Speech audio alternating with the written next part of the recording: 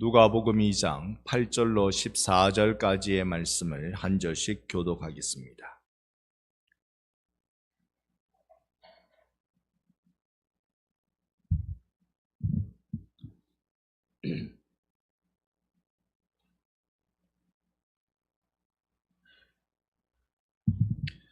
이 장 8절로 14절까지 제가 먼저 8절 보겠습니다. 그 지역의 목자들이 밤에 밖에서 자기 양떼를 지키더니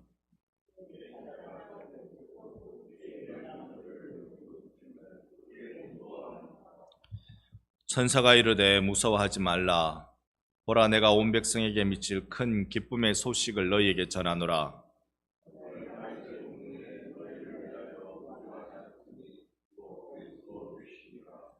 너희가 가서 강보에 쌓여 구유에 누워 있는 아기를 보리니 이것이 너희에게 표적이니라 하더니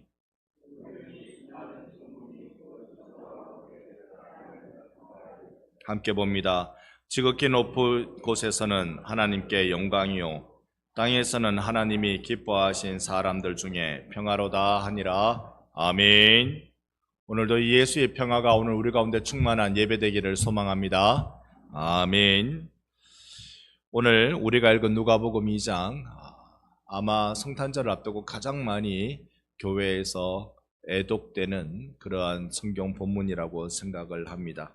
아름다운 장면이지요. 오늘 우리가 읽은 본문만 해도 그 한밤중에 들판에 빛들이 가득 채워지는 그런 순간을 볼 수 있습니다. 그런데 예수의 오심은 언제나 우리는 자꾸 낭만적으로 생각하려고 하는데 예수의 오심은 이게 낭만적이지 않아요. 곰곰이 들여다보면 낭만적이지 않습니다. 오늘 그 현실을 우리가 오늘 한 번 더 마주해 보려고 합니다. 먼저 8절에 보면 그 지역에 목자들이 밤에 밖에서 자기 양떼를 지키더니, 그 지역 베들레헴 저기 남쪽, 그리고 목자들, 여러분 왜 하필이면 들판이고 하필이면 목자들일까요?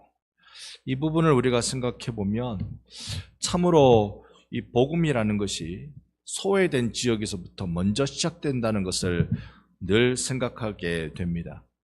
목자들은 물론 당시에 가까이 하지 못하도록 그렇게 정해져 있는 세리나 창기나 죄인들의 범주에는 속하지 않습니다만은 목자도 굉장히 사람들이 꺼려하는 대상자입니다. 허드렛 일 하는, 사람으로 취급받기가 쉽지 않은, 당시 어느 정도였느냐면요, 목자들은 종교적으로 부정한 사람들이다. 그리고 사회적으로 믿지 못할 사람들이다. 심지어요, 법정에서 증언을 하면 그 증언 인정받지 못하는 부류의 사람이 이 목자들입니다. 그러니까 최하층민에게 예수 오시는 구원의 소식이 전해진 것입니다. 우리 한번 보십시다. 예수님이 이 땅에 구원하러 오시려면 저 한 들판에 오시는 게 좋습니까? 성전에 오시는 게 좋습니까? 성전에서 오시는 게 낫지요. 훨씬 더 주목도가 높습니다. 들판에 오시면 왔는지도 몰라요. 아무런 다른 사람들이 알지 못하는 게 되고 맙니다. 제사장에게로 예수께서 오셨다면 높이 존귀함을 받으셨을 텐데 목자들에게 오셨다. 이 복음은, 우리가 경험한 복음은 언제나 그랬습니다.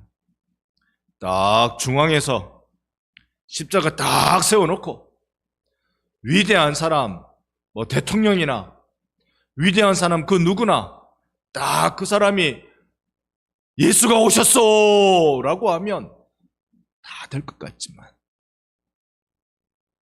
그런 일 일어나면 그 다음 바로 나타나는 게 교회의 타락이었고 교회의 영향력의 감소였습니다. 예수 오심은 그랬습니다. 저기 주변에서 기억도 안 나는 허드렛 일 하는 사람들, 저 한 벌판 그것 가운데 예수께서 오셨다는 소식이 전해지고 이 소식이 들불 번지듯 번져서 중심으로 다 모아졌던 걸 보게 되는 것입니다. 여러분, 그래서요, 저는 늘 기대합니다. 변방에 있는 자들의 기적, 변방에서의 기적. 여러분, 오늘 우리가 살고 있는 이 변방에 예수께서 찾아오신 줄 믿습니다. 이 기적의 일, 저는 늘 앞으로도 기대합니다. 여기에 이 놀라운 시간, 8절에 놀라운 시간이 일어날 때 9절에 이 목자들이 어떻게 합니까? 주의 사자가 곁에 서고 주의 영광이 그들을 두루 비침에 크게 무서워하더라. 왜 무서워했을까요? 지금 신기한 현상이 벌어지고 있잖아요. 여기에 주의 영광이 두루 비친다. 큰 주의 영광이 비쳐서 캄캄했던 밤이 환해져 갈 때 이들은 두려움을 느꼈습니다. 이게 우리가 성탄절을 생각할 때 꼭 기억해야 할 것, 이런 것입니다. 진짜 빛은 우리의 형광등이 아니라 주님이 진짜 빛입니다. 우리가 이 빛을 만날 때 나타나는 현상은요, 이 빛은 이 인간을 높이는, 인간을 드러내는 빛 절대 아닙니다. 오히려 이 빛은 우리의 죄성, 우리의 타락, 우리의 어두움, 이걸 드러내는 빛입니다. 그러기에 두려워했다, 무서워했다. 여러분, 오늘 주 예수 앞에 나오신 여러분들이 하늘의 빛, 그 은혜의 광명 가운데 여러분의 죄악이 드러나고 우리의 어려움과 우리의 더러움이 드러나고 그 빛 속에서 주님이 주시는 거룩한 은혜의 감동이 우리와 함께하기를 소망합니다. 이 목자들이 두려워했다, 크게 무서워했다라고 합니다. 왜 무서웠을까요? 주님이 나타나셨으니 무섭지요. 이게 오늘 우리가 견지해야 될 신앙이라고 믿습니다. 하나님에 대한 우리의 두 가지 태도, 자주 말씀드리게 됩니다. 하나님을 향한 우리의 두 가지 태도, 이 꼭 붙들어야 될 두 가지 태도가 있습니다. 첫 번째가 하나님 두려워하는 겁니다. 두려워하는 겁니다. 하나님을 두려워할 줄 아는 신앙생활이 회복되기를 원합니다. 우리가 주님의 임재의 역사를 잘 경험하지 못할 때 나타나는 심각한 신앙의 부작용이 뭐냐면 하나님을 만만하게 보는 겁니다. 내 이거 한번 안 하면 어때? 아니, 나 이거 한번 하면 어때? 내가 이거 그냥 한번 눈 감으면 되는 거지. 이러면 되지, 저러면 되지라고 생각하는 그것, 하나님을 두려워하는 마음이 사라져 버리는 것. 여러분, 오늘 다시 내 마음속에 하나님을 두려워하는 마음이 일어나기를 간절히 소망합니다. 하나님 두려워하는 마음. 두 번째가요, 하나님 사랑하는 마음입니다. 사랑하고 또 사랑하고 끊임없이 사랑하는 이 마음이 여러분과 저에게 필요합니다. 하나님이 왜 아들 예수 나를 위해 보내주셨습니까? 나 사랑하기 위해서 보내주신 거잖아요. 그러니 내가 주를 사랑하는 것입니다. 여러분, 하나님을 향한 첫 번째 마음 뭐라고요? 두려워하는 마음. 두 번째 뭐 하는 마음 뭐라고요? 사랑하는 마음. 이 두려워하는 마음과 사랑하는 마음, 여러분, 이게 서로 연결될 수 있습니까? 두려워하는 마음과 사랑하는 마음이 서로 연결될 수 있습니까? 물하고 기름하고 섞입니까? 해보긴 해보셨죠? 물하고 기름하고 같이 만나지는 걸 보긴 보셨죠? 근데 좀처럼 안 섞입니다. 얼마나 요 두 성질이 차이가 나는지 한참 흔들어서 그냥 섞어놔도 가만히 놔두면 알아서 위쪽은 기름, 아래쪽은 물, 알아서 자기 자리 찾아가서 안 섞입니다. 여러분, 정의와 사랑이 섞일 수 있습니까? 정의와 사랑이.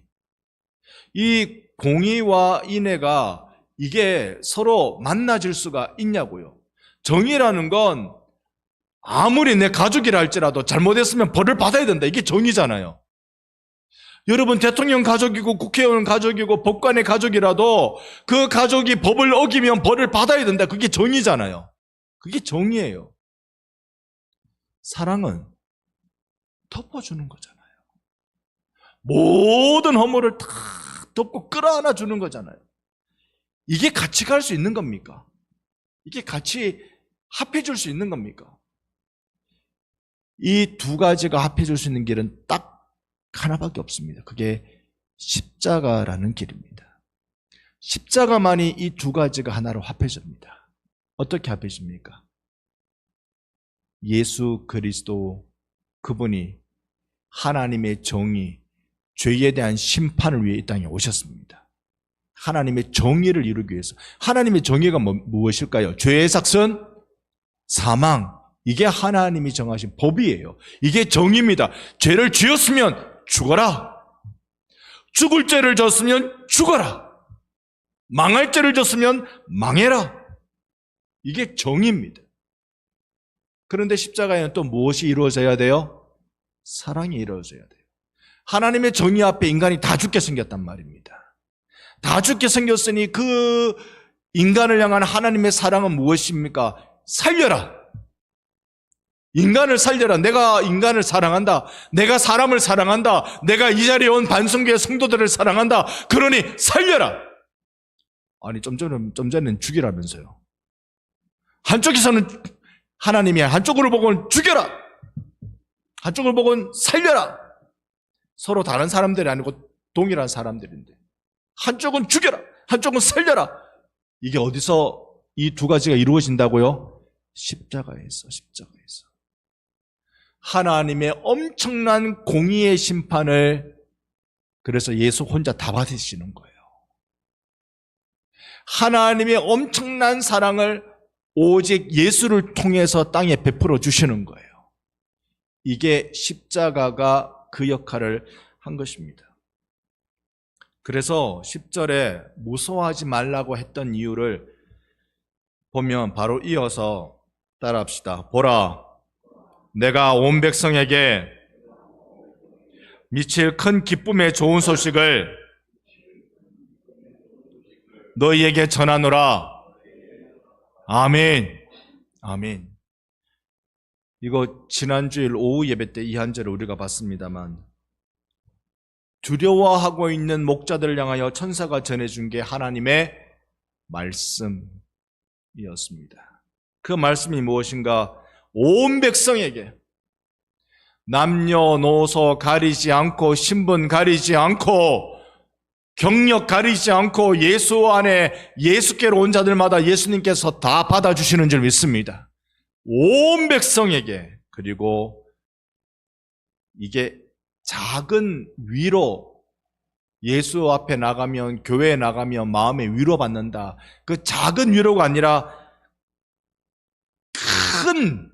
큰 복음이다.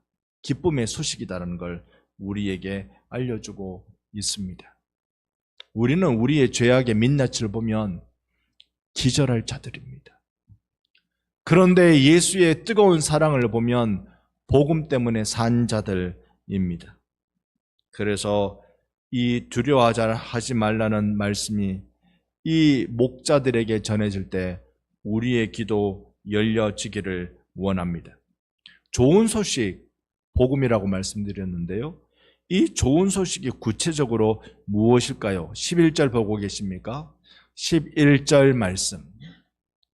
우리 함께 11절을 읽어보겠습니다. 오늘 다윗의 동네에 너희를 위하여 구주가 나셨으니 곧 그리스도 주시니라. 아멘. 기쁨의 소식이, 복음, 좋은 소식이 뭐였다고요? 다윗의 동네에 너희를 위하여 구주가 나셨다. 구주 오신 것이 기쁨의 소식이다. 근데요, 예수께서 지금 아기로 이 땅에 오셨잖아요. 바뀐 상황이 있습니까? 로마의 식민 지배가 끝났습니까? 아니면 부익부 빈익빈 부자는 잘 살고 가난한 자는 못 사는 그 상황이 역전되기라도 했습니까? 아니면 남자와 여자의 신분 차별이 철폐됐습니까? 그 어떤 것도 아무런 변화 없이 조용하기만 합니다. 그냥 감정적으로만 아유 우리 왕이 나셨단다, 아기 몸으로 나셨단다, 아이고 좋아라, 아이고 좋아라. 그것이 좋은 소식입니까? 종교는 아편이다. 중국 공산당이 본 종교에 대한 이해였습니다. 문화혁명이 일어날 때 종교는 아편이다. 아편은 어떻게 하는 겁니까? 안 아프게 하거든요. 아편은 또 위로를 주거든요. 아편은 사람으로 하여금 뭔가 편안한 마음을 그토록 기분 좋을 수가 없답니다. 그러나 그 아편을 우리가 복음이라고 할 자가 있습니까? 상황을 하나도 안 바꿔줍니다. 깨고 나면 더 힘듭니다. 약효가 떨어지면 더 힘들어지는 것이 이 아편의 중독입니다. 복음은 그저 감정의 위로, 그 정도로 치부해서는 안 됩니다. 다윗의 동네에 구주가 나셨는데 그 구주를 누구라고 부르는지를 봐야 복음을 알 수 있습니다. 누구라고 부릅니까? 그리스도, 주. 그리스도라는 말은 하나님께서 보내신 메시아라는 말입니다. 구약의 메시아라는 말을 신약의 용어로 바꾸면 이게 그리스도입니다. 아기로 오신 그분이 왕이요, 제사장이요, 선지자이십니다. 그래서 우리에게 복음입니다. 그분은 또한 주라는 이 칭호는 로마 황제에게 사용되는 것입니다. 온 세상 만왕의 왕이시라고 천사가 전해주는 것입니다. 구원은요, 아이고 하나님 우리 구원 필요합니다. 하나님 아이고 난리 났습니다. 살려주십시오. 하나님 나는 이제 어찌할 바를 모르겠습니다. 구원해 주십시오. 이래서 구원이 오는 게 아닙니다. 구원은 하나님이 나 살려주시려고 작정하셨기 때문에 내게 내려오는 겁니다. 내가 하나님께 살려달라고 외쳐서 구원받는 것이 아니라 하나님이 나를 살려주기로 작정하셨기 때문에 구원이 나에게 쫓아오는 것입니다. 그 구원의 모습을 우리가 보면 12절에 그 표적이라고 얘기하는 게 하나 나타나는데요. 근데 이것도 표적이 됩니까? 예수께서 이 그리스도와 주로 오셨다는 표적이 이렇답니다. 12절에 너희가 가서 강보에 쌓여 구유에 누인 아기를 보리니, 목자들이 이제 어디로 쫓아가면 이런 아기를 보는데 아기가 지금 어디에 쌓였어요? 강보에. 황실이 아니네요. 구유에, 사람이 있을 곳이 아닌데요. 더 낮아지고 밑바닥인데요. 이 밑바닥에 오신 것이 너희에게 표적이다. 그리스도고 주로 오시는 표적이 저 밑바닥 강보에 대충 두루루 둘러 말아 그렇게 아기를 쌓은 그 강보에, 그리고 저 구유에, 말 밥그릇에 거기 오신 것이 표적이다. 이렇게 표적이라 그래 놔놓고 그 다음에 또 더 가관입니다. 13절에 호련히 수많은 천군이 그 천사와 함께 하나님을 찬송하는데요. 찬송을 같이 한번 읽어볼까요? 14절입니다. 2장 14절 함께 읽습니다. 지극히 높은 곳에서는 하나님께 영광이요, 땅에서는 하나님이 기뻐하신 사람들 중에 평화로다 하니라. 아멘. 천군들이, 그러니까 가브리엘과 미가엘이 자기 천사들 다 데리고 와가지고 여기서 힘껏 노래하고 찬송하는데 배경은요, 강보에 쌓인 아기, 구유에 누인 아기, 그거 딱 그 배경을 해놔놓고는 막 소리 지르는데 지극히 높은 곳에서는 하나님께 영광, 땅에서는 하나님이 기뻐하시는 사람들 중에 평화. 아무리 생각해도 이해가 안 됩니다. 여러분 이해되세요? 우리가 이걸 늘 되뇌이고 외우고 우리가 찬송도 하고 그렇게 해서 우리 속에 그냥 그렇겠지라고 생각이 들 수 있을지는 모르지만 이 배경을 딱 놓고 보니까 지금 이 무대 배경에 예수께서 그리스도와 주로 오셨다는 예수께서 놓여져 있는 상황을 딱 보니까 이거는요, 천군과 천사들이 너무 억지를 부리고 있는데요. 이 모습이 하늘의 영광이고 땅의 평화다. 아직 십자가도 아니고 부활도 아닙니다. 그저 이 호화 벌판 이곳에 목자들에게 소식 전해주는 것, 바로 그것뿐입니다. 근데 여기서 뭘 얘기합니까? 여러분, 하나님이 영광을 이루시는 방법을 보여주고 있습니다. 하나님이 하나님의 영광 이루어지게 하시는 방법은 우리들을 통하여 다 엎드려라, 엎드려. 다 엎드리고 고개도 들지 말고 바짝 엎드려라. 이런 영광이 아니었어요. 하나님이 원하시는 영광, 있는 거 모두 바쳐서 다 헌물해라. 이런 영광 아니었어요. 너의 젊음, 너의 청춘 싹싹 갈아서 교회에다 몽땅 다 바쳐라. 그것도 아니었어요.